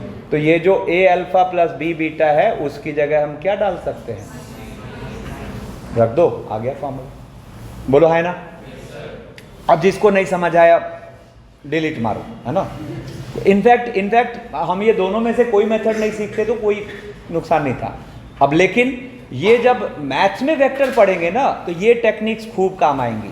कि किसी लाइन के पैरेलल वेक्टर IJ में कैसे लिख लेते हैं, ठीक है ना। तो आप यहाँ भले कुछ ना समझे हो, ठीक है, लेकिन मुझे इसका फायदा नेक्स्ट ईयर होगा, इसलिए बता के छोड़ा, ठीक है। ऐसे में कितने लोगों के लिए मान लूँ कि समझ गए, क्या बात करते हो, ठीक है, ठीक है। अब सुनो, बात नहीं, अब हाँ, मुझे सोचना पड़ता है, ठीक है। अब देखो बातें अब इस फॉर्मूले को एंजॉय करते हैं, ठीक है ना। अब यहाँ पे ये सिनेरियो है जिसमें H निकालने कह रहा है। सोचो अगर ये फॉर्मूला नहीं होता तो पता है इसको हम कैसे करते, बड़ा बेकार तरीका होता। पहले हम इस लाइन से परपेंडिकुलर लाइन लिखते, अरे तो ये अपनी धुन में खोया रहता है, मारूंगा एक बाल मार लूंगा। तो सुनो, अगर यहाँ अगर हम यहाँ, चलो शिफ्ट हो जाए, है ना, अगर हम यहाँ ये फॉर्मूला नहीं सीखते और हमें ये H निकालने कहता, है ना, तो आपको पता है मेथड क्या होता कि भाई पहले इस लाइन से परपेंडिकुलर लाइन लिखो। अब जरा बताओ तो इस लाइन से परपेंडिकुलर लाइन क्या मानोगे, कोफिशिएंट घुमा दो 4x और साइन बीच का पलटो, तो 4x + 3y + लैम्डा = 0। अब कोई मुझे लैम्डा बता दे तो उसको कहाँ से पास करा दिया, 2, -3 से, जिससे ध्यान दो, जिससे लैम्डा की वैल्यू मिल गई। अच्छा हमें तो अब जैसे ही हम ये वाली लाइन की इक्वेशन लिख लेंगे, लैम्डा निकालने का तरीका ये दे रहा है, तो we have to solve these 2 lines और फिर डिस्टेंस फॉर्मूले से लेंथ। अब जो इतनी मेहनत करके आता, इस फॉर्मूले का कमाल ये है कि सीधा आपके बाद यहाँ पे हम H ये निकाल सकते हैं। तरीका क्या सीखा, लाइन के एक्सप्रेशन में पॉइंट को पटक दो, ठीक है ना। तो पटकते हैं, देखो क्या हो जाएगा, 3 × 2 6 -+4 × 3 12 का मॉड, और नीचे √A² + B², यानी कि काम खत्म है, ठीक है। अब एक और पॉइंट ऑफ व्यू देखो, एक इक्विलैटरल ट्रायंगल है ना, मतलब ये ट्रायंगल इक्विलैटरल है। इक्विलैटरल का मतलब हो गया तीनों साइड्स इक्वल, तीनों इंटरनल एंगल्स 60 डिग्री, ठीक है ना, मतलब ये भी 60, ये भी 60, तो तीसरा ऑटोमेटिकली 60 डिग्री हो गया, ठीक है ना। अब यहां पर जरा देखो तो मैं इसमें A से डालता हूं परपेंडिकुलर, ध्यान रखना, A से डालता हूं परपेंडिकुलर और इस ऑल्टीट्यूड को बोलता हूं H। पहली बात तो किसी इक्विलैटरल ट्रायंगल में तीनों ऑल्टीट्यूड सेम ही होंगे, इधर से भी H, इधर से भी H, इधर से भी H, ठीक है ना। तो अब जरा देखो तो आपको हम इस ट्रायंगल का एरिया H के टर्म में लिखना चाह रहे हैं, H के टर्म में, ठीक है ना। तो देखो दो रास्ते हैं, एक तो √3/4 × साइड² होता है, तो हम साइड की लेंथ H के टर्म में निकाल लें, या फिर half into base into height. तो जरा देखो तो इस वाले राइट एंगल ट्रायंगल में परपेंडिकुलर है H और सामने वाला एंगल है 60 डिग्री, तो परपेंडिकुलर से बेस की ओर आते हैं तो क्या लिखते हैं, ढीठ हो तुम लोग, मतलब कॉट। परपेंडिकुलर से बेस आएंगे तो कॉट, बेस से परपेंडिकुलर जाएंगे तो टैन, ठीक है ना।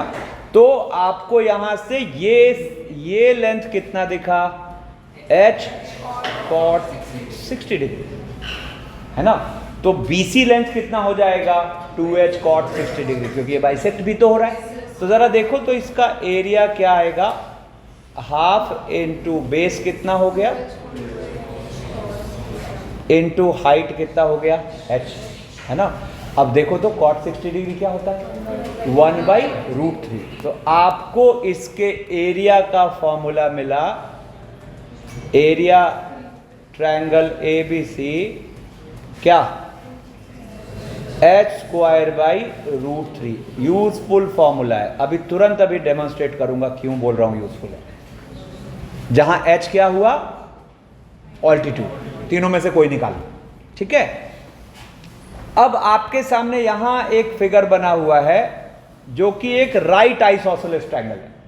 तो राइट आइसोसेलेस ट्रायंगल मतलब this angle 90 and this angle 45, ठीक है। अब अगर मैं यहां से सामने वाले साइड पे परपेंडिकुलर डालूं, राइट एंगल वाले वर्टेक्स से सामने वाले साइड पे परपेंडिकुलर डालूं, तो देखो क्या होगा। और इसको अगर मैं ऑल्टीट्यूड h बोल दूं, मतलब जहां वर्टेक्स, जहां राइट एंगल है उससे सामने वाले बेस पे परपेंडिकुलर डाला, मतलब हाइपोटेन्यूस पे परपेंडिकुलर डाला, और इस ऑल्टीट्यूड को बोल दिया h। तो जरा देखो, तो सबसे पहली बात तो ये इसका मिड पॉइंट आ गया, मिड पॉइंट आ गया है ना, और ये सर्कम सेंटर हो गया। तो ये h है, तो ये भी h और ये भी h। किसी ट्रायंगल का किसी राइट एंगल ट्रायंगल का सर्कम सेंटर कहाँ होता है? हाइपोटेन्यूस के मिड पॉइंट पे। इसका मतलब वो मिड पॉइंट तीनों वर्टिसेस से बराबर दूरी पर होगा। अब जरा देखो, तो इसका एरिया जब आप लिखोगे तो हाफ इंटू बेस हो गया 2h और हाइट हो गया h। तो यहां आपको एरिया ट्रायंगल ABC कुछ अच्छा दिखा, इट इज स्क्वायर, ठीक है ना। तो मतलब राइट एंगल्ड वर्टेक्स से हाइपोटेन्यूस पे जो हम ऑल्टीट्यूड डालेंगे, उस ऑल्टीट्यूड के लेंथ के टर्म में हमें इसके एरिया का फॉर्मूला अब लर्न है, और वो फॉर्मूला क्या है? h square. अब पता है देखो कैसे फ्रेम होगा क्वेश्चन। देखो अब पहला क्वेश्चन, आपको एक वर्टेक्स दे दिया है, एक इक्विलैटरल ट्रायंगल है ABC, जिसमें दे दिया वर्टेक्स A और सामने वाली साइड की इक्वेशन, मतलब वर्टेक्स A और सामने वाले साइड की इक्वेशन दे दी। अब कह रहा है find the area of the triangle. अब पता है, अगर मैं अभी ये हाईलाइट नहीं करता और आपने संडे वाली क्लास घर जाके अच्छे से रिवाइज किया होता, तो आपको तुरंत यहां एक मेथड स्ट्राइक करता। कितने लोग मेरी बात समझ पा रहे हैं? कि इसका स्लोप m मान लेंगे, है ना, और फिर tan 60 डिग्री लगाएंगे, n की कितनी वैल्यूज मिलेंगी? 2, है ना। फिर उससे हमें ये लाइन मिला, ये लाइन मिला, फिर बाकी 2 वर्टिसेस निकालेंगे, और फिर मैं इक्विलैटरल है तो कोई एक वर्टेक्स से काम चल जाएगा, है ना। अब सोचो हम कितने बकवास तरीके में चले गए, वो भी वो टच में आते तो चलो बच गए, ठीक है। तो अब कितने लोगों को रिकॉल हो गया वो मेथड? हाँ, आखिर वाला क्वेश्चन यही, ठीक है ना। अब लेकिन अगर मैंने जो अभी सिखाया, अगर आप ये देखो ना, मैं एक बार वो रिवाइज करा देता हूँ। ये वाला क्वेश्चन था, है ना, कि find the equation of the line passing through 3,2 and making an angle 60 degree with the line. तो हमें यहाँ लाइंस निकालने कह रहा था, उस क्वेश्चन में एरिया निकालने कह रहा है। तो अगर क्वेश्चन हमसे लाइंस नहीं मांग रहा है तो हमें एक्चुअली लाइंस की ज़रूरत नहीं है। अगर हम प्रीवियस फिगर को समझ गए हैं तो हमें बस यहाँ इस h की ज़रूरत है। कितने लोगों ने देखते ही पकड़ लिया था इसको? बढ़िया। तो अगर हम ये h निकाल लिए तो हमें इसका एरिया सीधा सीधा क्या मिलेगा? h square upon √3। तो देखो ये h तो बहुत लल्लू है यहाँ निकालना, फॉर्मूला लग जाएगा। h क्या आ जाएगा? तो 2 3 पटको इसमें, तो 6 - 12 + 1 का मॉड और अपॉन 5 √a² + b²। ये कितना हो गया? तो 6 1 7 में से 12 गया 5, यानी कि 1, ठीक है। अब हमें क्या चाहिए? तो एरिया ट्रायंगल ABC, है ना। क्या है फॉर्मूला? h स्क्वायर अपॉन √3, और इसका answer is 1/, and similar for right isosceles triangle. अब यहां भी जरा सा भी कैजुअल हुए तो वो m वाले तरीके में फंस जा मत कर, जरा सा भी कैजुअल हुए तो वो m वाले तरीके में फंस जाओगे। क्या करोगे? इसको आप स्लोप m मानोगे, फिर tan 45 डिग्री लगा के मॉड लगाओगे और दोनों वैल्यूज निकाल के फिर दिमाग लगाओगे, है ना। जबकि यहाँ सीधा h से खेल खत्म। क्या होगा? आप देखो, कह रहा है एक राइट आइसोसेलेस ट्रायंगल है जिसका वर्टेक्स B पता है और हाइपोटेन्यूस AC की इक्वेशन पता है, और हम क्या चाह रहे हैं कि इसका एरिया मिल जाए। हम क्या करेंगे? सीधा यहां से परपेंडिकुलर डालेंगे, ठीक है ना, और इस परपेंडिकुलर को हम क्या बोल रहे हैं, h, और हमने इसका एरिया क्या पढ़ रखा है, h स्क्वायर। तो आप देखो यहाँ से h क्या मिलेगा, तो 2,3 से इस पे डाल दो, तो 6 - 12 + 1 का मॉड और अपॉन नीचे 5, वंस अगेन 1। तो हम यहाँ पे एरिया ट्रायंगल ABC सीधा सीधा फॉर्मूला बोलेंगे h square and it will be 1। ठीक है, अब देखो थोड़ा सा अब हम इमेज वाले सेगमेंट में आते हैं। तो यहाँ क्वेश्चन क्या कह रहा है, find the image of a2, -3 with respect to the line 3x - 4y + 7 = 0। ठीक है ना, तब देखो अपनी स्ट्रैटेजी क्या होगी कि हम सबसे पहले ये फुट निकाल लेंगे। अच्छा, लेंथ के लिए फुट की जरूरत नहीं थी, ये फुट निकाल लेंगे, मतलब यहां अगर फुट भी पूछा होता तो इसी में कवर हो जाएगा। मतलब इस क्वेश्चन को सॉल्व करने के बाद हम किसी पॉइंट से किसी लाइन पे डाले गए परपेंडिकुलर का फुट निकालना जानते हैं और उसकी इमेज निकालना। तो अच्छा, इमेज का फंडा क्या होगा, मैं कैसे कह रहा हूं, मैं क्यों कह रहा हूं कि ये इसकी इमेज है, तो मतलब उस लाइन से परपेंडिकुलर डायरेक्शन में जितना ऊपर ए है उतना ही नीचे उसकी इमेज आएगी। मतलब बेसिकली ये जो ब्लू लाइन है ये इस सेगमेंट को परपेंडिकुलरली बाइसेक्ट करेगा, तभी तो वो एक दूसरे के इमेज हो पाएंगे।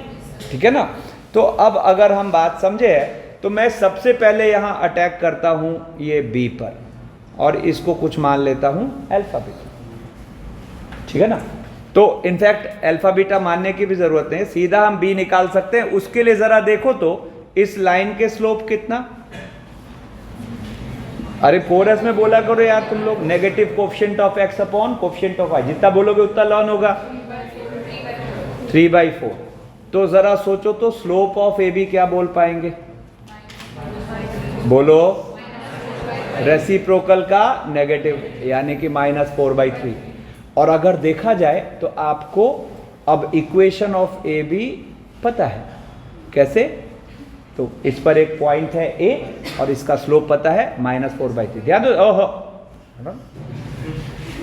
तो y + 3 = -4/3 × x - 2। ठीक है, अब एक तरफ ले आते हैं, तो ये 3y + 9 = -4x + 8, ये आ गया 4x + 3y और +1 = 0।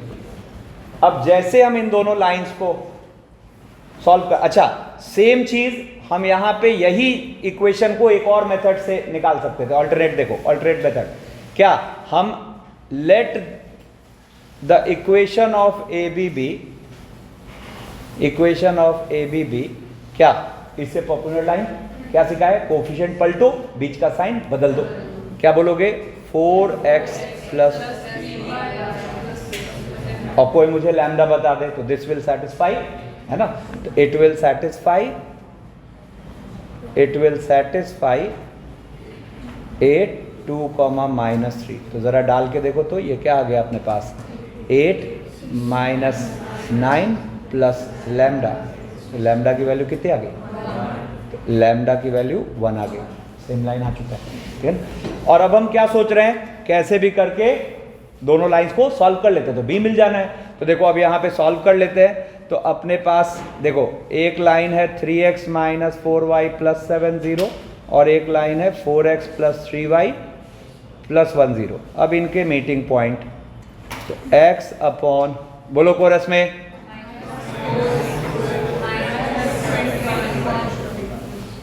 y अपॉन, बोलो सब लोग पार्टिसिपेट करो, 28 - 3 और 1 अपॉन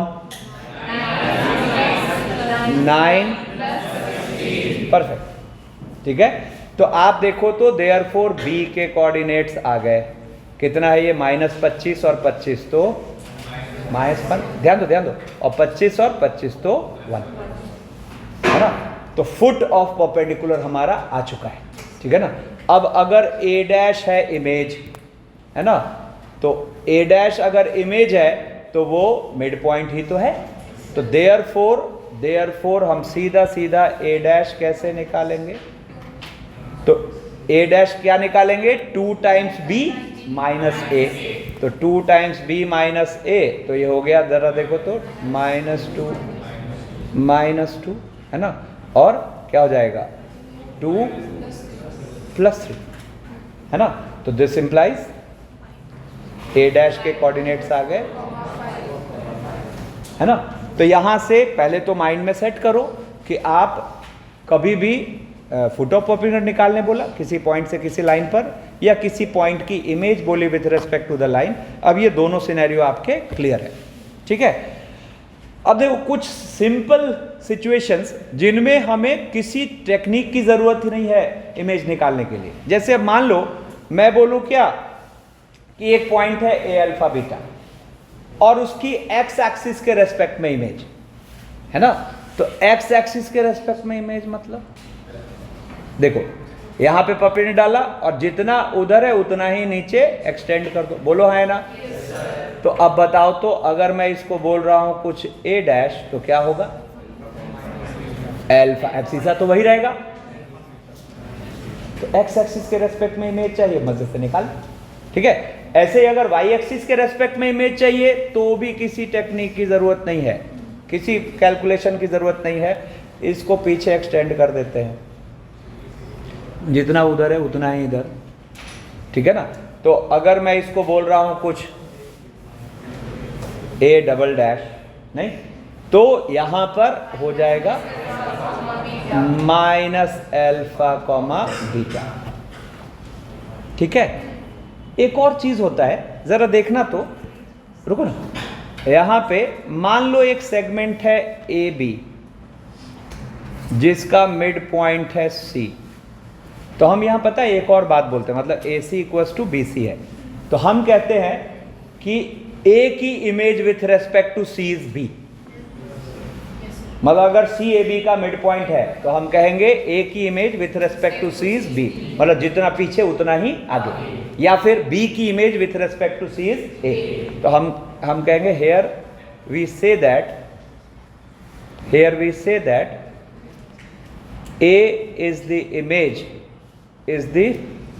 इमेज ऑफ, मतलब किसी पॉइंट की इमेज पॉइंट के रेस्पेक्ट में, तो उनको ज्वाइन करके जितना आगे है उतना ही पीछे। तो here we say that A is the image of B with respect to C. तो जरा देख बातें, जरा एक सिनेरियो देखो, अगर मैं कहूं ए की image with respect to origin,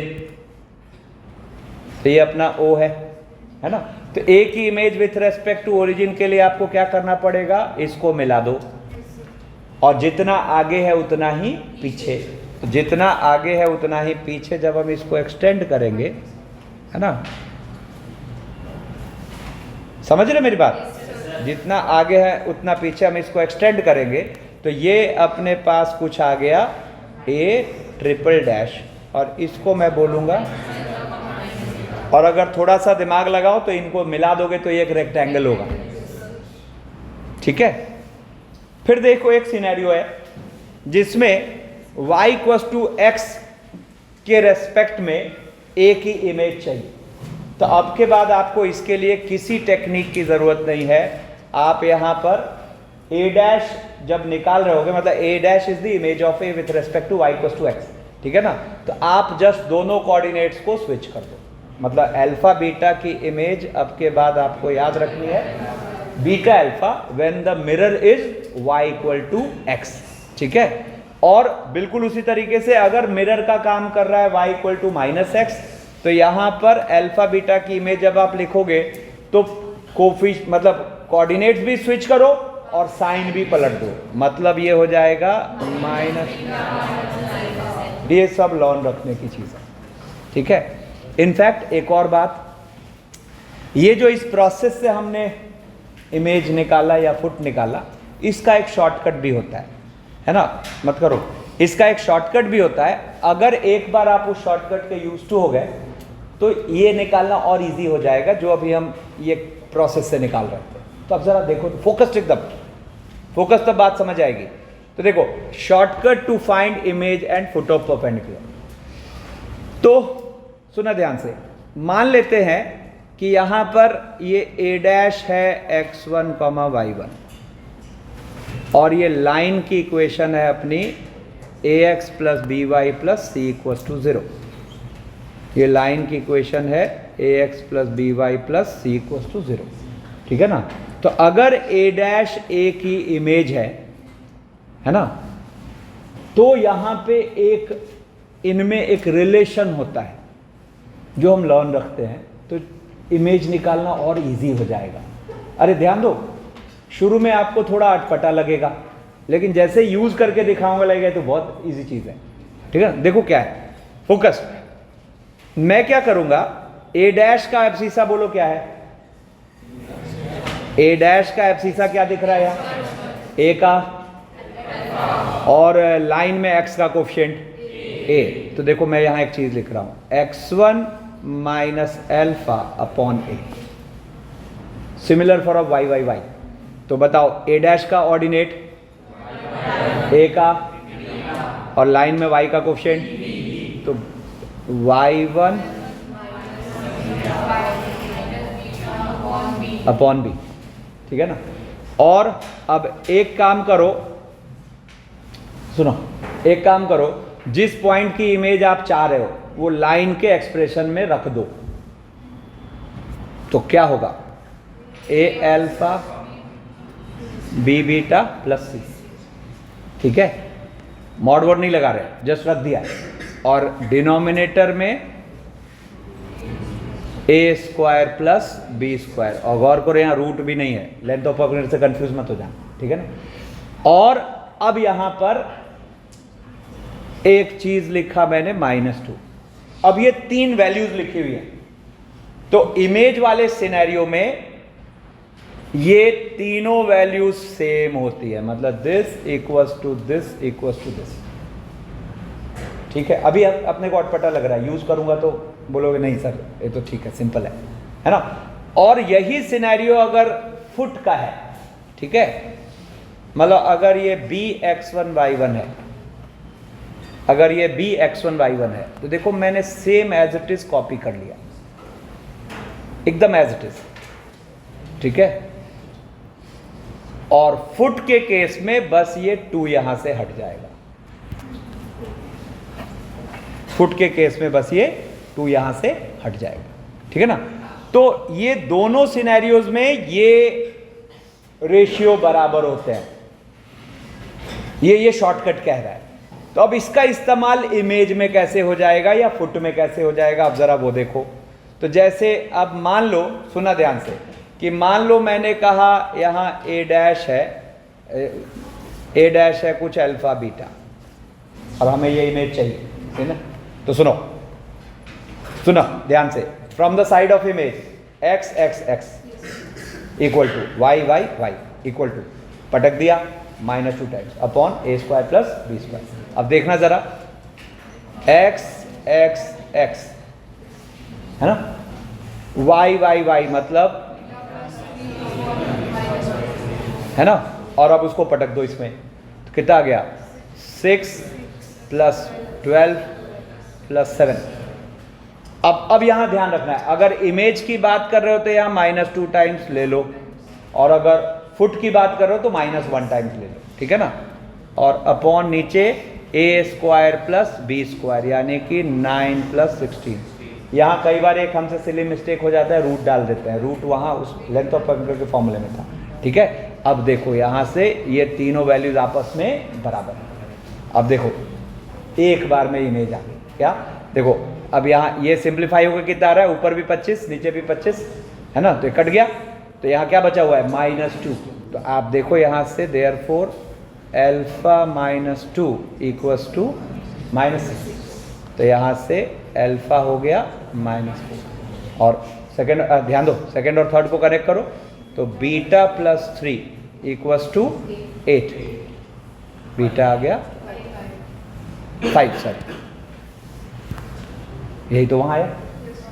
अब मान लो यहीं पे मैं बोल दूं ये b, और इसको कुछ बोल देता हूं अल्फा 1 बीटा 1, इसको भी शॉर्टकट से निकाला जा सकता है। देखो क्या होगा, देखो ना, from the side of foot क्या एक्स एक्स एक्स यानी कि अल्फा 1 माइनस 2 अपॉन 3 बीटा 1 और माइनस टाइम्स पुट कर दो तो 6 प्लस 12 प्लस 7 अपॉन 9 प्लस 16, ये तो कट गया। तो अल्फा 1 माइनस 2 आ गया अपने पास माइनस 3, तो अल्फा 1 आ गया माइनस 1 और बीटा 1 प्लस 3 ये आ गया कितना 4, है ना। तो बीटा 1 कितना आ गया, यही तो आया, ठीक है ना। अब देखो, अब जब हम ये इमेज वाली बात सीखे तो कुछ एक सिंपल एप्लीकेशंस देखो। अब आपके सामने एक क्वेश्चन है जिसमें क्या कह रहा है, फोकस रहना। आपके सामने एक क्वेश्चन है जिसमें क्या कह रहा है कि एक पॉइंट है A1,3, उससे एक रे को हमने चलाया, है ना। लॉ ऑफ रिफ्लेक्शन समझते हो, पढ़े हुए ना 10वीं में, है ना। जिस एंगल पे आता है उसी एंगल पे निकलता है ना। तो हमने एक रे पॉइंट ए से चलाया और एक्स एक्सिस पे पड़ के आफ्टर रिफ्लेक्शन बी से गुजर गया, है ना। तो हमें इंसिडेंट और रिफ्लेक्टेड रे दोनों की इक्वेशन चाहिए। मैं 30 सेकंड पॉज लेता हूं। अब आपको जो यहां नॉर्मल तरीका स्ट्राइक करेगा, पता है क्या है कि भाई अगर ये थीटा है तो ये भी थीटा होगा, है ना। तो अच्छा, इंसिडेंट रे हो चाहे रिफ्लेक्टेड रे हो, दोनों पर एक एक पॉइंट पता है, तो हम क्या सोच रहे हैं कैसे भी करके इसका स्लोप मिले, है ना। स्लोप पे जाएंगे, दिमाग लगाएंगे, ठीक है ना। तो जो इनके बीच के एंगल का tan होगा वही इनके बीच के एंगल का tan, उससे इक्वेट करने का एक थॉट आ रहा है, ठीक है ना।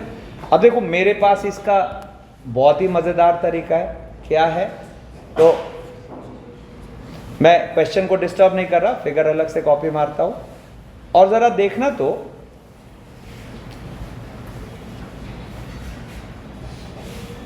हाँ, अब ज़रा देखना तो कि मैंने यहां क्या करा,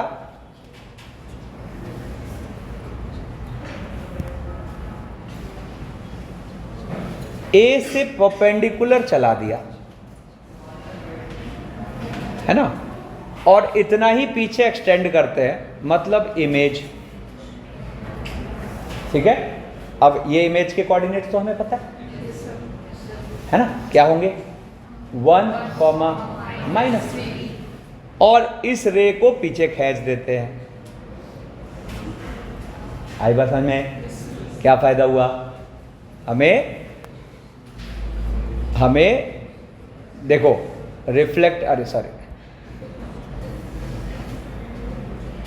हमें रिफ्लेक्टेड रे पर एक और पॉइंट मिल चुका है, क्या A'(1,) equation of reflected ray done. Similar process से इसकी इमेज,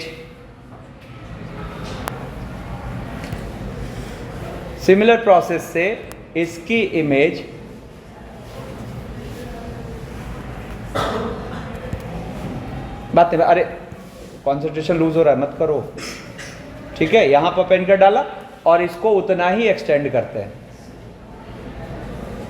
ठीक है ना, और इधर से इसको पीछे एक्सटेंड करते हैं, क्या हो जाएगा, ये अपने पास क्या है B' है ना। अब B' के कोऑर्डिनेट्स क्या हो गए, अब हम नहीं तो हम कहेंगे तुरंत therefore equation of incident ray, बातें equation of incident ray 2 point form में क्या हो गया, y-3 इक्वल्स टू 3 + 5 और अपॉन 1 - 7 और x - 1, है ना। और ऐसे ही इक्वेशन ऑफ रिफ्लेक्टेड रे, ठीक है। अब ये हो जाएगा क्या, y + 3 इक्वल्स टू, स्लोप ले लेते हैं 5 + 3 और अपॉन 7 - 1 और इंटू x - 1, ठीक है। चलो अब ये एक काम करता हूँ, कितना टाइम हो गया, ठीक है, तो ये क्वेश्चन सोच के आना। अरे समझ तो लो पहले। एक क्वेश्चन है जिसमें एक बिलियर्ड्स टेबल है ना, साइज क्या है 10x7, ठीक है, नहीं जानते? कैरम बोर्ड जानते हैं? हाँ, तो ये मान लो रेक्टेंगुलर कैरम बोर्ड है, ठीक है। अब सुनो, ए पर बॉल था, हमने उसको स्ट्राइक करा, बिलियर्ड्स टेबल हो या कैरम बोर्ड हो, ये भी लॉ ऑफ रिफ्लेक्शन फॉलो करते हैं। तो हुआ क्या, ए से हिट किया गया, सामने वाली वॉल पे गया, फिर रिफ्लेक्ट होके बगल वाली वॉल पे गया और आके 8,2 पर रेस्ट पे आ गया। तो हमें coordinates of C and D find करने कह रहा है, ये सोच के आना, ठीक है। चलो